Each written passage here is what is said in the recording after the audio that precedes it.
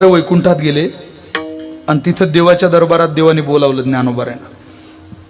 तिथं अर्जुन महाराज जेवायला बसले होते. सहजे ब्रह्मरसाचे परगुणे केले अर्जुनाला गी नारायणे, त्याची अवसरे पाहुणे पातलो आम्ही. तेवढ्यात ज्ञानोबाराय गेले आणि ज्ञानोबारायना मध्ये या असं म्हणायला लागले भगवंत. अर्जुन महाराज जेवायला बसलेले, मुक्ताबाई सोबत होत्या. या या या मध्ये म्हणताय. ज्ञानोबाराय जात नाही. आपल्याकडे प्रथा आहे, जो जेवायला बसलेला आहे त्यानं समोरच्याला म्हणावं या जेवायला. पण ज्ञानोबाराय म्हटले जेवायला या असं अर्जुन म्हणतोय, पण ज्याच्या घरची पंगत आहे त्यानं म्हटलं पाहिजे ना, देवानं म्हणावं ना. वाढणारी लक्ष्मी आमच्याकडे पाहत नाही आणि आम्ही काय जेवायला जावं. ज्ञानोबाराय परतणार तेवढ्याच लक्ष्मी मातेने आवाज दिला, माऊली एकच पदार्थ वाढायचा राहिला होता, रागावला तुम्ही, चालला, थांबा. मी तुम्हाला बाहेर एवढ्या करता उभं केलं की मला तुमच्या चरणाचं तीर्थ घ्यायचंय. स्वतः लक्ष्मी माता आल्या, पांडुरंग परमात्मा भगवान विष्णू आले. ज्ञानोबारायांच्या चरणाचं तीर्थ घेतलं महाराज नवरा बायकोनी. आत घेतलं ज्ञानोबारायांना, ताटावर बसवलं. जसंच्या तसंच ताट, बसायला चंदनाचा पाट, ताटाला पाट, त्यावर चांदीचं ताट किंवा चांदीचा पाट, त्याच्यावर सोन्याचं ताट, अशा व्यवस्था. तसंच ताट ज्ञानोबारायांना वाढलं. सगळे पदार्थ वाढले. पदार्थ होते ब्रह्मरसाचे. फिरवा पाणी घ्या आता. अगोदरच अर्जुनाचं लेट झालं होतं ज्ञानोबारायांमुळे. पण ज्ञानोबारायांनी मुक्ताबाईकडे पाहिलं. मुक्ताबाईंनी जी मान हलवली ती नकारार्थी होती. बोरगावकर, नाही रे ज्ञानदेवा, आणा दादा माझ्याकडे. जसंच्या तसं ते ताट ज्ञानोबारायांनी मुक्ताबाईकडे दिलं. ते ताट मुक्ताबाईंनी आपल्या प्रेमाच्या पदराखाली झाकलं आणि जसंच्या तसं झाकून मृत्यूलोकात आणलं. ज्या वेळेला ज्ञानोबारायांनी ताटी बंद केली आणि ऐकायलाच तयार नाही माझे ज्ञानोबाराय. ताटी लावून आत बसले ज्ञानदेव, निवृत्ती सोपान थकले करो नीव पाव. उघडा ताटी ज्ञानेश्वराता जगदोद्धाराला, नमस्कार माझा मुक्ताई माऊलीला. उघडा ज्ञानोबाराया ताटी. झाकलेलं ब्रह्मरसाचं ताट, त्या ताटावरचा पदर बाजूला केला आणि त्या ताटातले गोड पदार्थ मुक्ताबाईंनी ताटीच्या अभंगातून ज्ञानोबारायांना दिले. ज्या वेळेला दरवाजा उघडला ना, तो झोपडीचा नव्हता हो बोरगावकर, तो ज्ञानेश्वरीचा होता, अमृता अनुभवाचा होता, चांगदेव 65चा होता आणि तुमच्या माझ्या अंतकरणातल्या हरिपाठाचा होता. म्हणून आपण जे खातोय ना ते ज्ञानोबारायचं अन्न आहे. त्या अन्नावर मस्ती नसते करायची, त्या अन्नावरती केवळ कृतज्ञता व्यक्त करायची असते. जेथे जी कृपाला जे वरू, तेथे जी म्हणे व्यभिचारू, तरी मी का भस्मासुरू अर्जुन म्हणे. अरे जिथं कृपा होते तिथं नसतं कृतज्ञ बनायचं. ज्या नाम साधनेनं आपल्याला ही वाणी दिली, आता त्याच वाणीच्या आधारावर हा देह सुद्धा तिकडे लावायचा. देह देवाचे कारणी विठोबार कुमारी.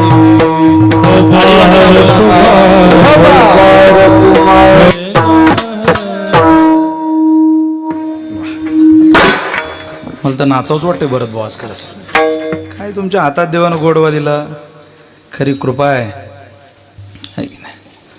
आणि एवढं सगळं हे काय पैशाने मिळत नाही महाराज.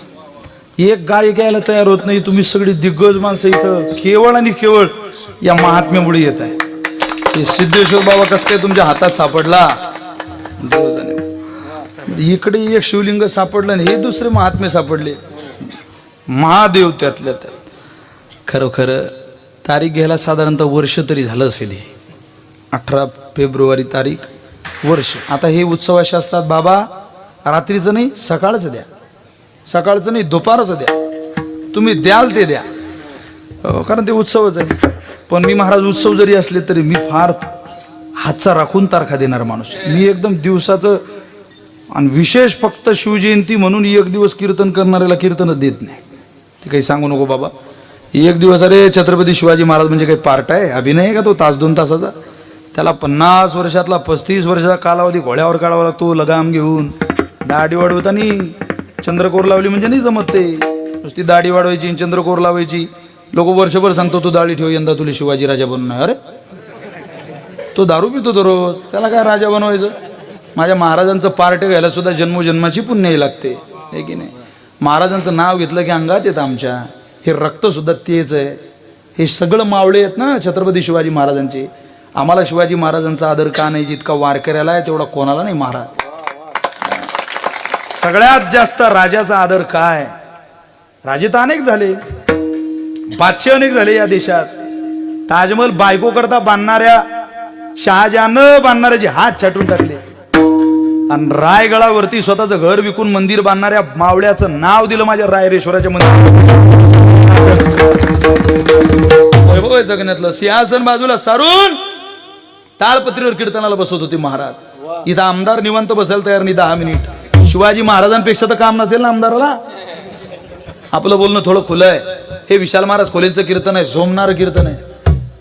पण आहे गाव कोणाची तयारी आज बसायला? क्वचित अशी माणसं आहेत. मी पहिलेली. आमचे भैयासाहेब रवींद्र प्रल्हादराव पाटील जिल्हा बँकेचे चेअरमन होते, जिल्हा परिषदेचे अध्यक्ष होते, 6 वेळा विधानसभा लढवली. पण पायी पंढरीची वारी करणारा मी पाहिलेला महात्मा आहे.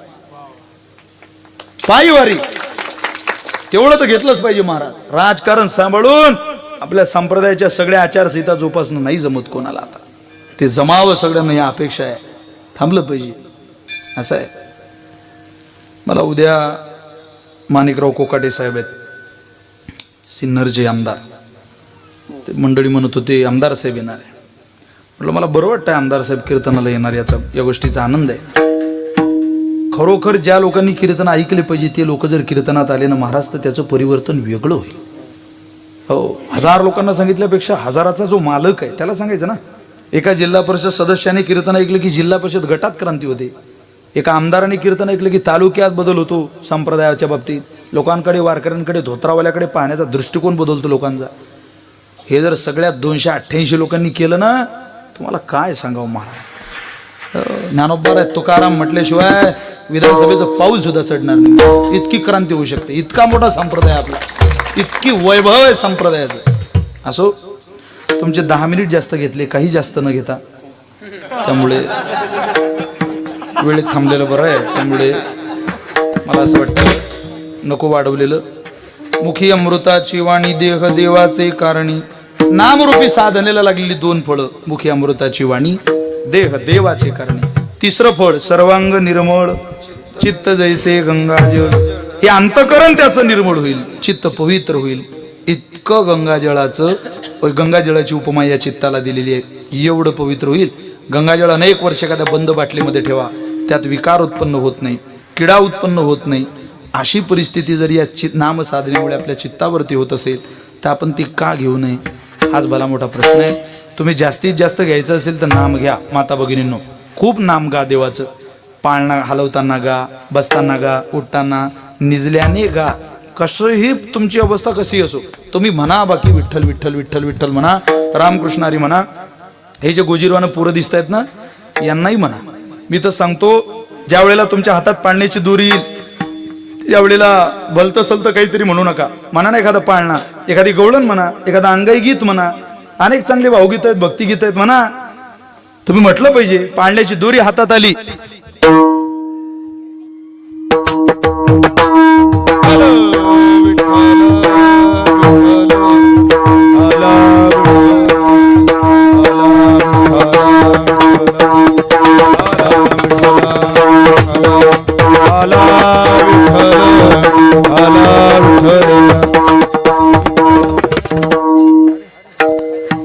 तुम्ही का चाललंय का घरी?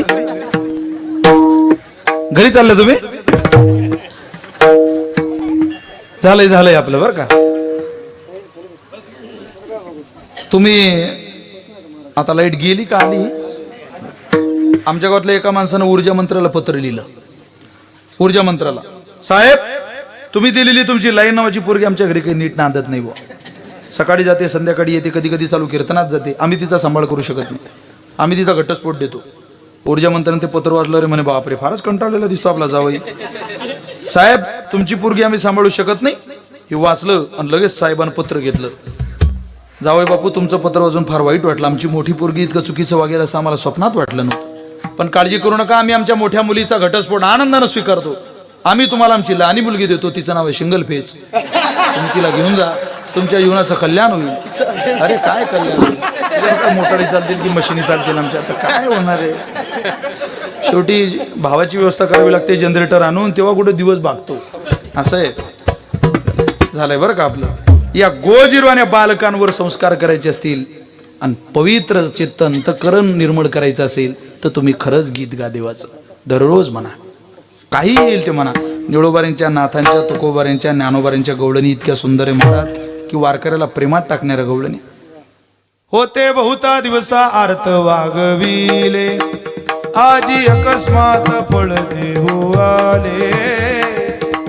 दृष्टी श्रीहरीची देखील पाहू दे, इथले जन्म मागे सार्थक त्याचे झाले हो. धन्य ही आनंदाची सापडली वेळ, धन्य ही आनंदाची सापडली वेळ. निळोबार आहे. चला नामदेवरायांकडे.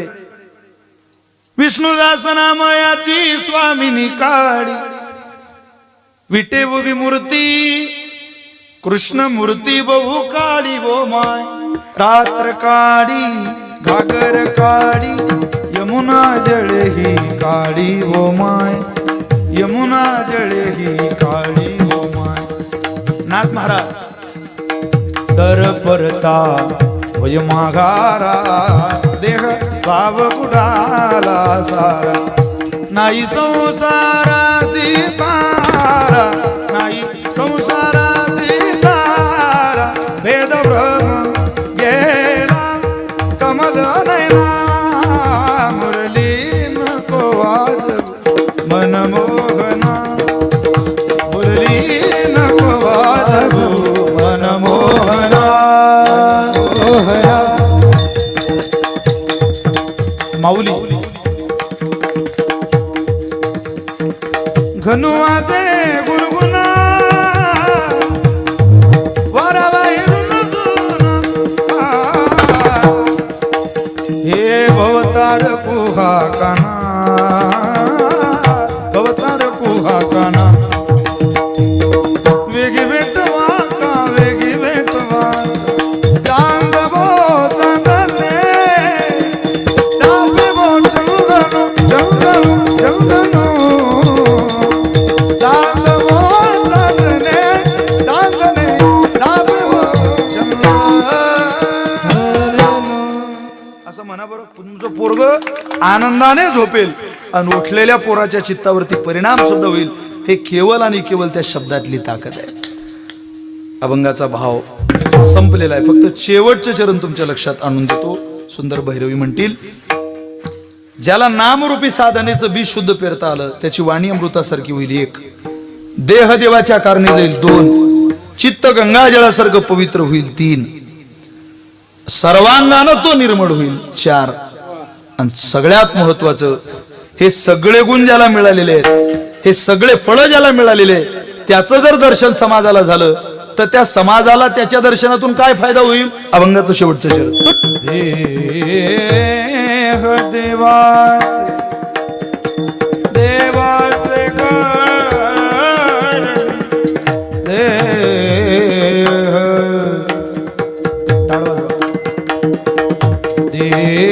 देवाचे कारण,